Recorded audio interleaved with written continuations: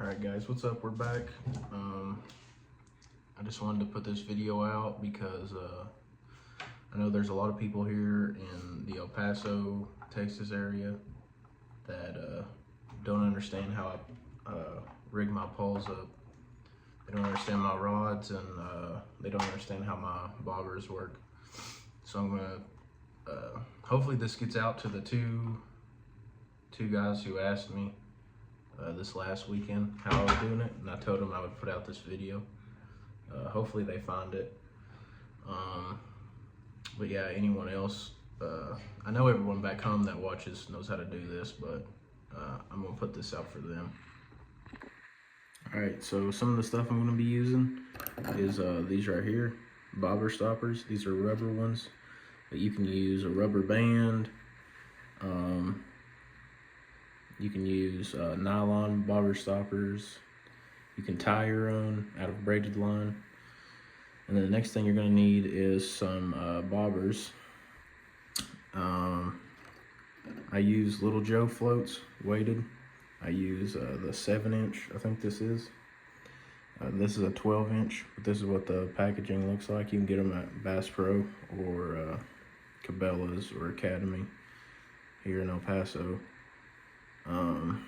These are optional. These are just wooden ball beads from Walmart that I painted. But you're gonna need some of these little beads right here. That's just to keep your bobber stopper from going through your bobber. This is the rig that we're gonna be fixing up here. But then you're gonna need some more beads. These are just wooden ones that came with the bigger ones that I got. You're gonna need a swivel, and then you're gonna need some line dedicated to leader line, preferably 40 and up for channels. These are the hooks I use. As hard as I set the hook, I haven't bent one or broke one yet. This is Academy's hook that they put out. I guess this is Academy's brand. They're pretty good though. I use 1/0 and 2/0. That's pretty standard for J hooks for fishing for channels. I don't like using circle hooks whenever I'm using a bobber, because you just can't get tension fast enough before the fish can tell what you're doing. But let me move this over and show you guys what it looks like put together. Yep, but once it gets put together, it'll look like this. Bead, ball bead or strike indicator, floater, weight, and then you're supposed to have another bead there. I gotta fix this one too. Another bead here if you want. It just keeps from busting up your bobber so bad. Weight, bead, leader line, hook. There's still some leftover bait on that, so I'm not gonna show that. Yep.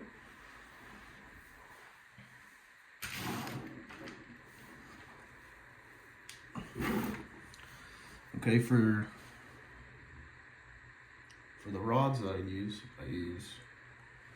this is a 10-foot sea sniper made by Berry Pro. I just started using it. It seems to be working all right. It's only about 70 bucks or less on Amazon, depending on when you buy it. This reel is a Tika Titan Claw. It's a low profile with a bait clicker. Works pretty good. These are surf rods that I use. I like them pretty good. But if you want to go with something a little bit nicer, this is a Swedish-made Abu Garcia 6500 CS Rocket. And this is an 11-foot Okuma Cedros. And both of these rods are casting rods. I didn't buy the spinning reel one. That's what it's supposed to have. But the line that I use is 85-pound Suffix. And then on here, I have 80-pound or Beyond 80-pound Beyond braid. The Beyond braid seems to float a little bit more than the Suffix. The Suffix likes the sink pretty good, so I'd recommend it. You're not gonna be able to buy these in any of the stores here, but I will leave a link in my bio to where you can go buy them if you want to do that. Alrighty, so step one, we're gonna thread this bead onto the line. Well, once you've put this on the bobber stopper of your choice, then you're gonna thread this bead on to ensure that your bobber stopper does not go through your bobber.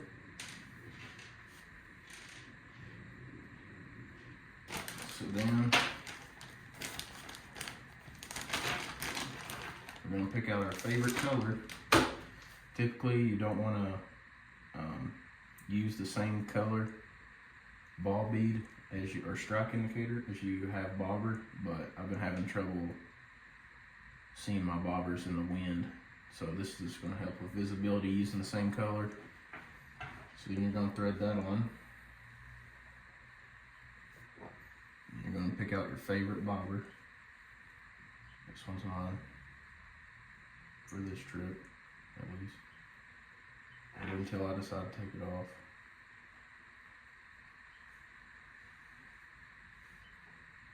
And you're going to thread it through. And if it doesn't want to thread through, then what helps is putting some thick monofilament through,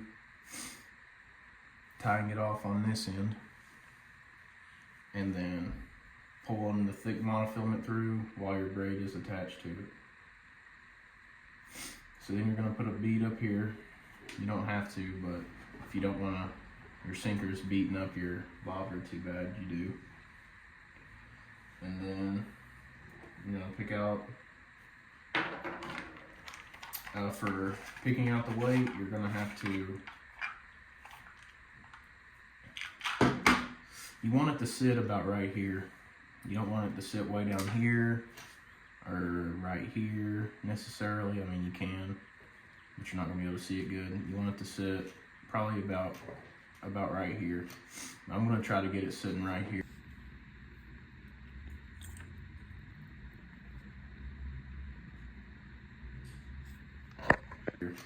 I'm going to try to get it sitting right here because I've been having visibility problems.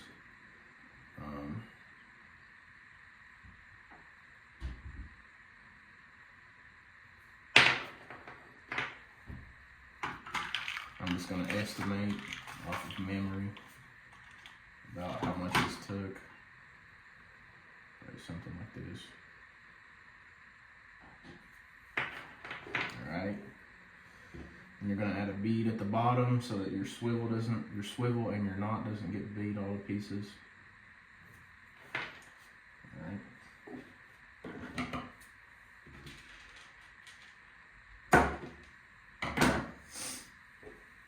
And you're going to pick out your favorite knot, whatever you want to go with.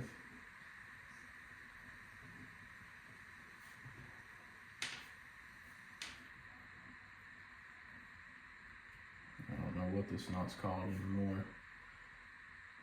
Been in the army too long. But this one seems to work the best for me as far as not slipping and not breaking. There's another way that I like to tie it too. There's two different ways you can tie it, but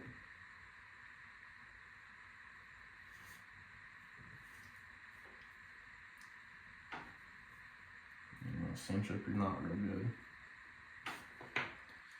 Alright.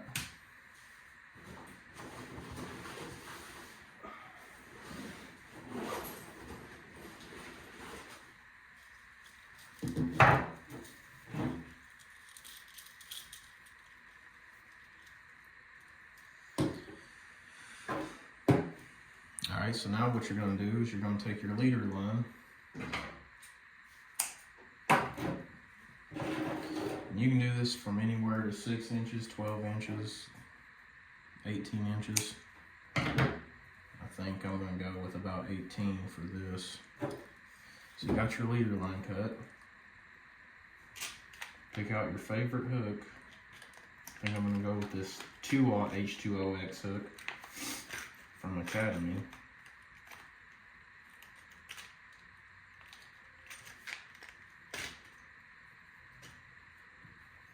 And I'm just gonna tie this up like a Walmart leader. What brand is that? Can't remember what the brand name is. The brand that makes pre-tied leaders. I don't know. There's all kinds of videos out there on how to tie this knot. You can do it however you like. You don't have to do it this way. It's just how I do it. Alright. Now you got your leader line. Now you gotta figure out how to attach it to here. So what I like to do is take, make a loop, loop it, bring it back around.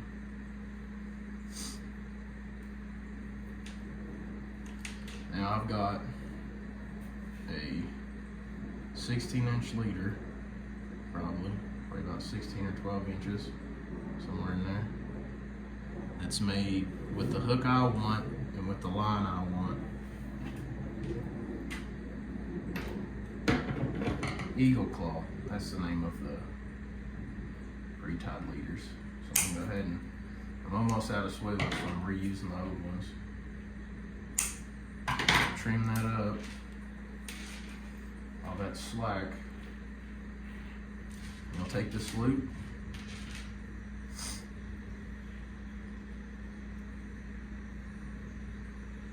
pinch it off real good.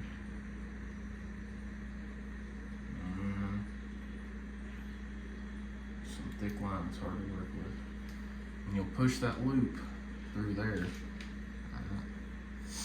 Then all you gotta do is bring this through here.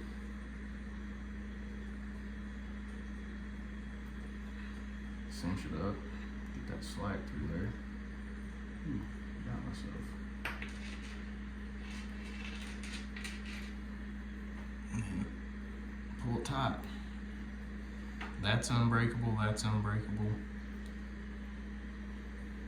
This looks like it's breakable, but I've never seen it break. Yep. That's how you do it. All together, it looks like this.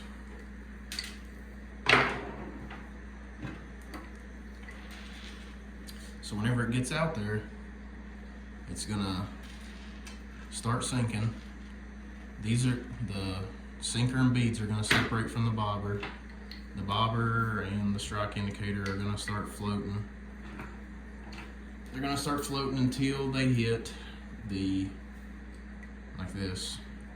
They're gonna hit the bobber stopper and it's gonna stand up. Now if you're too deep, if you're fishing too deep, you're gonna see this drop. You're gonna see this hang sideways. That or you're using too light a weight. And so that's just how you tell those two things. Or sometimes this will drop, but you know you're not hitting bottom. Then you know that if just only this drops, but this still stands up, it's like sitting right next to it, next to the water. You know that it's holding just enough weight to where it can do everything but stand this up. So if this thing's straight, this is hanging down here, you know that you're just a little bit light on your weights, is why it's doing that. But if any of you guys want to buy any of these products I use, I'll have them all. I'll have a link to all of them in the description. Anything on here, I got the ball beads, I got the bobbers. The only thing I don't have is these exact hooks, which you can just go to Academy. I do have hooks on there, Team Catfish hooks. I do think they're a lot better than these. It's just hard to find the 1-aughts. And they don't sell a 2-aught. But, yep, and then I have the rods on there. I have this reel. I can't find, well, that reel is on Amazon, but it's just really expensive. But anyways, yeah, I hope you guys like this video. Part 2 of the 50 fish ticket fishing trip is in the works. Should be sometime next week. It's a lot of footage to go through on an iPhone, so yeah, it'll be out. But I hope this helps some of you guys, especially you guys from El Paso and Tornillo, Texas, and all that good stuff, West Texas. Hopefully this will help you guys out and help you guys catch a lot of fish like how I have here the last 3 years I've been here. Anyways, it's good talking to y'all. Getting back into some better sized ones.